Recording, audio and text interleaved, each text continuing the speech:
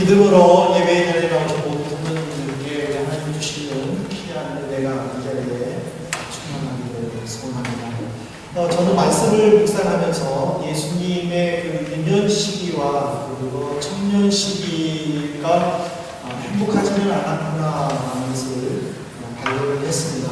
왜냐하면 예수님은 태어나자마자 헤롯이 예수님을 죽이려고 찾았기 때문에 부모님들은 애굽으로 이집트로 도망을 갔어야만 했습니다.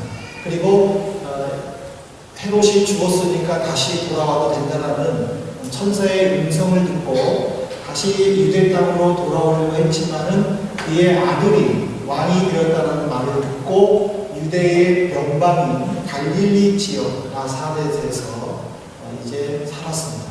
근데 어떤 일인지는 몰라도 아버지 요셉은 일찍 돌아가셨고, 그리고 예수님이 어머니와 그리고 4명의 남동생들과 성경에 보면은 여동생들이라는 복수를 표현함으로 인해서 최소 2명의 그 여자 동생들을 돌보아야 하는, 그리고 아버지가 목수의 직업을 가졌기 때문에 그 직업으로서 가정을 이끌어야 하는 그런 고난한 삶을 사셨습니다. 그리고 이 형제들과의 관계도 그렇게 썩 좋아 보이지 않는 것은 아닌 것 같습니다. 왜냐하면 요한복음 7장 5절에 보면은요, 이는 그 형제들까지도 예수를 믿지 아니함이로라 하고 요한은 지금 이야기를 하고 있는데, 이 당시에는 그 이스라엘이 중요하게 여기는 절기였고, 이 절기에 모든 남자들은 반드시 예루살렘 성전에 올라가야 됨에도 불구하고 예수님이 성전에 올라가지 않을 때에 동생들이 예수님께 이야기하는 거예요. 왜 안 올라가느냐? 당신이 메시아다라는 것을 백성들에게 알려야 되지 않느냐? 빨리 올라가라 하고 지금 비난하는 거예요. 그러면 이 시대에 왜 예수님은 안 올라가셨는가? 그것은 이미 종교 지도자들은 법으로 누구든지 예수를 보면 고발하라, 붙잡아라 하고 선포를 했기 때문에, 그러면 동생들이면 그것을 알고 있었기 때문에 형 올라가지 마요. 지금 올라가면 사람들이 지금 형을 죽이려고 할 건데 올라가지 마요 하는 것이 정상이에요. 근데 요한복음 7장 5절에 보면은 형제들이 예수를 믿지 않았기 때문에 올라가라. 왜 이렇게 숨어 있느냐? 내가 메시아다라는 것을 외쳐라 하고 조롱했다는 거예요. 이렇게 예수님께서는 행복하지 않지만은, 그러나 이 가정 그리고 부모님에 대해서 애틋한 마음, 그리고 그 가르침이 매우 귀중했음을 우리는 말씀을 통해서 알 수가 있는데, 4가지를 크게 보는데요. 첫 번째로 예수님은 결혼을 하나님이 주시는 거룩한 제도라고 선포를 하신 내용이 마가복음 10장 5절부터 9절에 나와 있습니다. 그리고 마태복음 7장 9절부터 12절에 보면은 두 번째로 부모들에게 항상 자녀들에게 좋은 것으로 양육하라 하면서, 아무리 악한 부모라 할지라도 자녀가 떡을 달라고 하면 돌을 주겠느냐 하면서 좋은 것으로 자녀들을 양육할 것을 가르쳤습니다. 그리고 세 번째로 종교 지도자들의 가르침에 대해서 부모 공경을 굉장히 강조를 하는데, 이 당시에 종교 지도자들은 회당에서 무엇을 가르쳤냐면 고르반 맹세를 가르쳤습니다. 고르반이라는 것은 하나님께 드림이 되었다라는 것으로 백성들이 제일 먼저 하나님을 섬기고 하나님을 우선시해야 할 것을 가르친 제도인데, 예수님은 이 잘못된 제도를 어떻게 얘기를 했느냐면은 고르반, 곧 하나님께 드림이 되었다고 하기만 하면 그만이다 라는 말씀으로 책망하셨어요. 이게 뭐냐면 부모님께 드려야 될 부분들이 있는데, 종교 지도자들의 배움으로 말미암아 백성들이 타락을 해서 부모님께 이렇게 얘기하는 거예요. 부모님, 내가 부모님께 드려야 될 것이 있는데 고르반 되었습니다. 즉 그것을 하나님께 드렸습니다 하고 말만 했다는 거예요. 하나님께 직접 드리지도 않고 또 그렇다고 부모님께 드리지도 않았잖아요. 또 부려하는 데에 이 고르반 맹세를 사용했었을 때에 예수님은 그것을 지적하는 거예요. 그러면서 하나님 공경뿐만 아니라 부모님을 똑같이 공경해야 된다 하고 가르치는 내용이 바로 마가복음에 나옵니다. 네 번째로 예수님께서는 당신이 십자가에 죽으실 때에 마리아를 보시면서 어머니 당신의 사랑하는 아들입니다 하고 자기의 제자 요한을 소개를 시켰습니다. 그리고 요한에게는 요한아 너의 어머니다 하면서 마리아를 소개를 시켜줬습니다. 그러니까 이 말이 무슨 말이냐면 이 당신이 이제 죽음으로 말미암아 어느 누구도 이 어머니를 모실 수 없기 때문에 자기의 제자 요한에게 부탁했다는 사실입니다. 이렇게 예수님은 이런 큰 모습 속에서뿐만 아니라 여러 군데에서 에베소서를 통해서라든지 또는 베드로서를 통해서라든지 부모 공경을 강조하는 것을 볼 때에 우리 기독교인들이 이 부모님의 사랑 또 부모님께 순종하는 것은 곧 하나님께 순종한다는 것을 분명히 깨달아야 될 것을 저는 생각하기도 합니다. 그러면 왜 하나님께서는 이스라엘 백성들에게 엄하게 율법으로 부모님 사랑을 강조했을까? 한번 생각해 보기를 원합니다. 오늘 출애굽기의 오늘 본문에 보면은요, 부모를 때리는 사람은 죽여버려요. 그리고 부모를 저주하는 사람. 우리나라 성경에는 저주로 나왔는데 그 독일어 성경에 보면은요, 욕하다고 나왔어요. 부모님을 욕하는 사람은 죽여야 된다고 굉장히 심한 말을 했습니다. 왜 하나님께서는 이렇게 법으로 정하셨을까? 선생님 혹시 왜 그랬을까 생각해 보신 적이 있습니까? 저는 이 말씀을 준비하면서 왜 하나님께서는 이렇게 엄격하게 규정을 하셨을까? 제가 한번 고민을 해보았습니다. 이스라엘 백성들이 지금 이 율법을 받은 것은 이집트에서 탈출해가지고 시내산이라는 광야에서 이 율법을 받았습니다. 그러면 이집트의 삶은 어땠었을까? 430년 동안 그들은 이집트에서 살았는데 이집트의 풍습이 어땠을까? 그리고 지금 앞으로 가야 할 그 가나안의 풍습은 어떠했었을까? 그걸 한번 저는 생각을 해보았습니다. 여기에 대한 좋은 말씀이 창세기 18장 20절에 나옵니다. 제가 인용 구조를 안 했는데 창세기 18장 20절에 보면요, 이런 문장이 있습니다. 소돔과 고모라에 대한 부르짖음이 크고 그 죄악이 심히 무거우니, 소돔과 고모라의 죄가 심히 무겁다라고 창세기 18장 20절에 기록이 되어 있습니다. 그러면 이 죄악이 심했다라는 것은 그 성에 살고 있는 사람들의 특징을 보여주는데 그 사람들의 특징이 어떠했느냐? 이제 하나님이 소돔과 고모라를 멸망시킬 때에 아브라함의 조카인 롯의 두 딸이 있었습니다. 그 두 딸이 서로 의논하는 거예요. 지금 우리가 결혼하려고 하는 남자는 이미 하나님의 심판으로 죽어버렸다. 이제 우리가 살고 있는 이 성에는 사람들이 한 사람도 없다. 우리는 결혼해야 되는데 어떻게 하면 좋겠느냐 하고 고민을 하는 거예요. 그래가지고 두 딸이 어떻게 합의를 했느냐면은 그러면은 이렇게 하자. 오늘 아버지에게 술을 많이 먹여가지고 내가 아버지랑 관계를 맺겠다.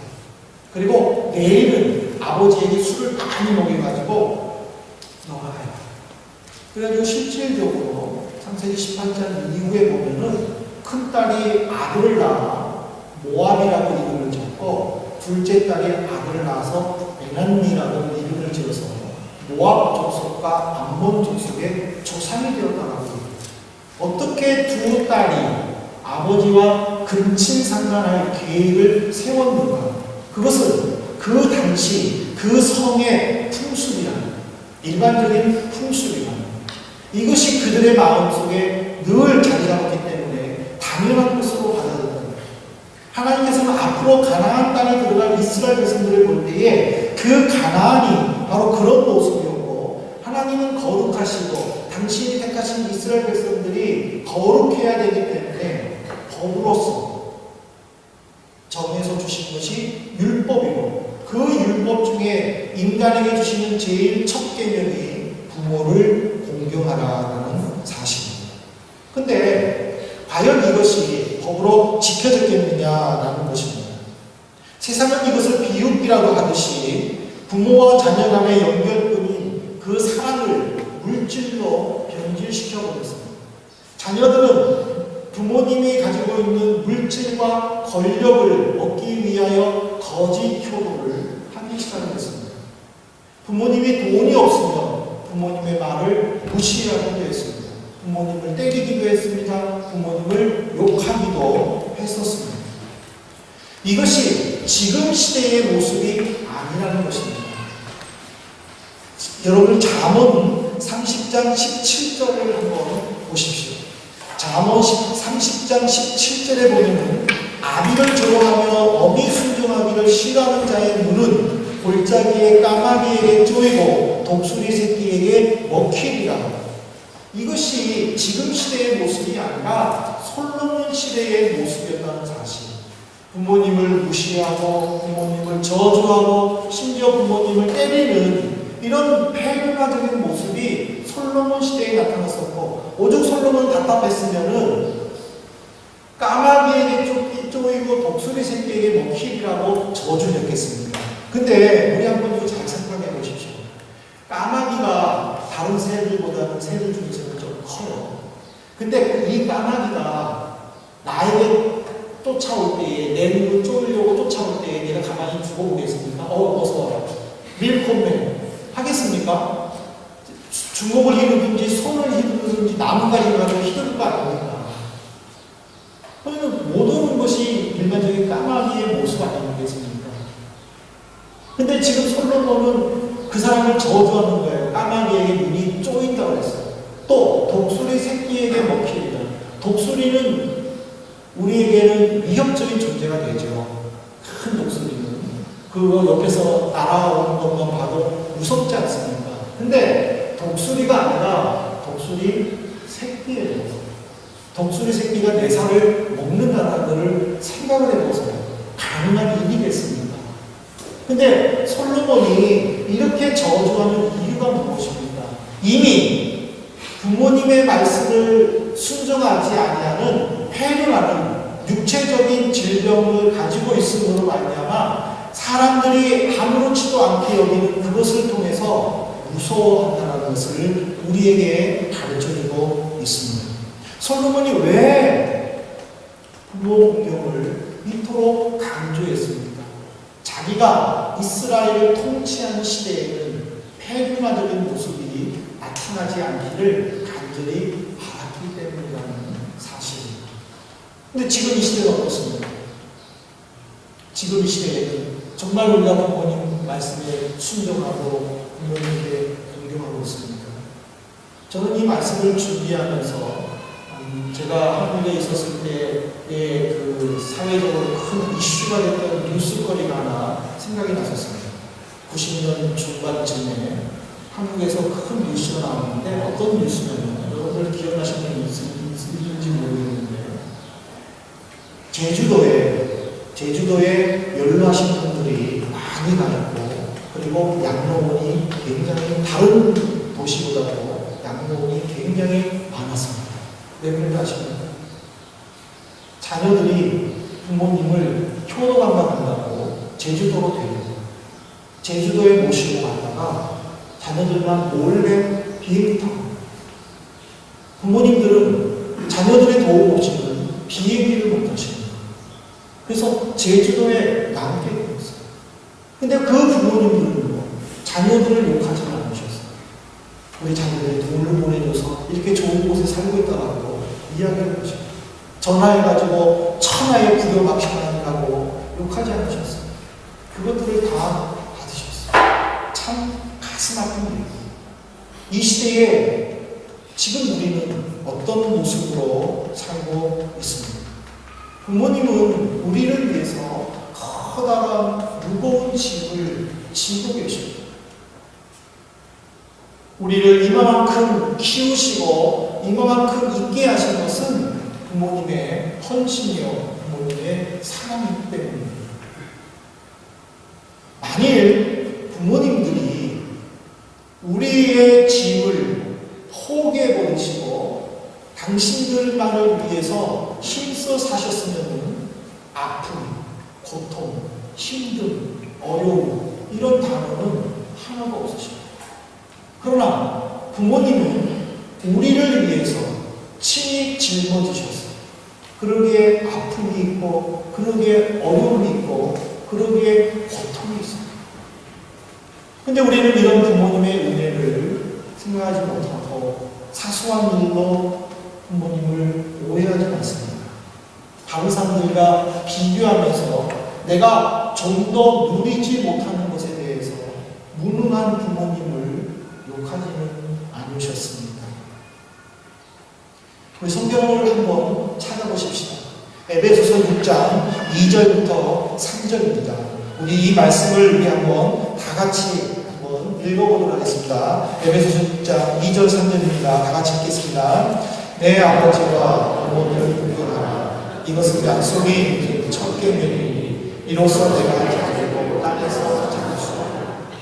내가 잘되고 땅에서 장수하라. 여러분들이 정말 하나님이 주시는 은혜를, 하나님이 주시는 복을 받아 누리시기를 마음으로 소망하고 계십니다. 그렇다면 아버지와 어머니를 공경하십시오. 욕하지 마십시오. 부모님을 이해해 주십시오. 부모님을 때리지 마십시오. 내가 직접적인 가격을 하지 않는다 할지라도 말로 생각으로 부모님을 때리지 마십시오. 바울 사도는 우리에게 이 땅에서 복받는 비결을 부모님의 말씀에 순종할 때만이 가능하다고 우리에게 가르쳐 주셨습니다. 이제 저는 말씀을 맺으려고 합니다. 제가 세월호 참사를 통해서 여러 글을 읽는 중에 이런 글을 하나 발견했습니다. 시는 남편 잃은 여인을 향하여 미망이, 아내를 잃은 남편을 향하여 호랑이, 부모를 잃은 자녀들을 향하여 고아라는 세계 공통적인 언어를 허락하셨지만 어느 나라건 자녀를 잃은 부모를 향하여 거기에 맞는 단어를 만들어주지 못하셨다. 저는 한번 직접 찾아봤습니다. 독일어에도 미망인과 호랑이와 고아라는 단어가 영어를 있습니다. 근데 자녀를 잃은 부모님에 대해서 어떤 표현도 없더라고요. 왜 그렇습니까? 그 부모님의 고귀한 사랑, 그 부모님이 베풀어 주시는 귀한 은혜, 그것을 차마 이루지 못하고 꽃 피우지 못하고 자녀가 죽었을 때에 당하는 그 부모님의 고통은 어느 누구도 위로해 주지 못했기 때문이라는 사실입니다. 우리가 이것을 볼 때에 우리는 부모님을 떠나 살고 있지만, 그러나 여기서 우리가 부모님의 마음을 기쁘게 하고 부모님의 마음을 편안하게 할 수 있는 일이 무엇입니까? 우리는 고민해 보면서 행동으로 옮겨야 되지 않겠나 저는 생각을 해봅니다. 1년에 한 번 지키는 이 어버이 주일이기 때문에 이 말씀을 듣는 것이 아니라 정말 내가 하나님이 주시는 복을 받기를 원한다, 하나님이 주시는 은혜를 내가 누리기를 원한다, 부모님을 존경하고 비록 멀리 떨어져 있다 할지라도 부모님을 늘 생각하면서 전화 알게나 따뜻한 말로 부모님께 고맙습니다, 사랑합니다, 건강하십시오, 그런 말을 할 때에 부모님은 기뻐할 줄로 믿습니다. 사랑하는 성도 여러분, 이제 어버이 주일이 지났습니다. 어버이 주일이 지났다고 이제 내 할 일 다 했다, 그것이 아니라 왜 하나님께서 이스라엘 백성들에게 율법으로 이 말씀을 만들어 주셨습니까? 그를 생각해 보면서 내 살아생전 내 부모님께 효도하고 부모님 돌아가실 때에 후회의 눈물이 아니라 참회의 눈물이 아니라 다시 천국에서 만날 것을 기대하는 그런 삶을 살겠다고 결심하는 발달하는 주님의 자녀, 또 내 부모님의 자녀가 되기를 주님의 이름으로 부탁을 드립니다. 이 시간에 우리 이 말씀을 생각하면서 우리 부모님을 위해서 축복 기도해 주십시다. 하나님, 한국에 계신 우리 부모님들, 또 여기에 계시는 부모님이 계시다면 여기 계신 부모님 건강 주십시오. 하나님, 또 은혜 주십시오. 우리 함께 잠시 통성으로 기도하도록 하겠습니다. 기도하시겠습니다. 자, 이러신 하나님 감사합니다. 오늘 말씀을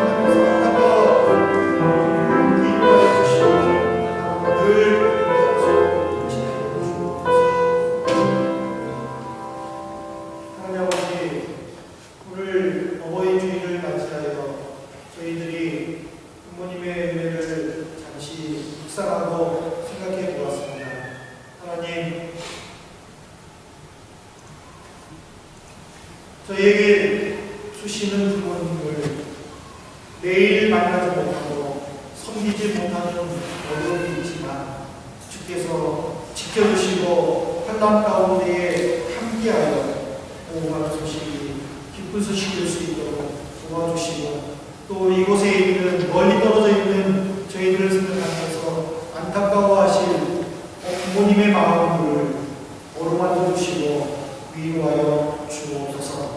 어버이 주일로 하루 끝나는 것이 아니라 1년 365일 늘 부모님을 생각하며 우리가 하나님을 공경하던 부모님도 공경하여 주께서 주시는 풍성한 복을 받아 누리는 저희들이 될 수 있도록 도와주옵소서. 예수 그리스도 이름으로